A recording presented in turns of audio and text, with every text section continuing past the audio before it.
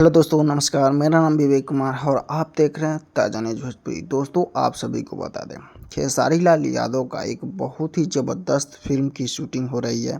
इस फिल्म में खेसारी लाल यादव गांव के लड़के का रोल निभाए हैं और इसी फिल्म की शूटिंग हो रही है। और इसी फिल्म के शूटिंग के दौरान खेसारी लाल यादव और उनके हीरोइन जो कि साथ में रील्स बना रहे हैं, काफ़ी ज़बरदस्त लग रहे हैं। दोस्तों, आप सभी को बता दें, अभी फ़िलहाल खेसारी लाल यादव और ग्लोबल म्यूजिक जंक्शन के बीच कुछ एग्रीमेंट इशू को लेकर कोर्ट से आदेश आया है खेसारी लाल यादव के लिए कि वह दूसरे कंपनियों के लिए गाना नहीं गा सकते हैं, सिर्फ ग्लोबल म्यूजिक जंक्शन के लिए ही गा सकते हैं। इसी वजह से अभी फ़िलहाल खेसारी लाल यादव एल्बम नहीं कर रहे हैं, पर खेसारी लाल यादव के फिल्म के गाने रिलीज हो रहे हैं।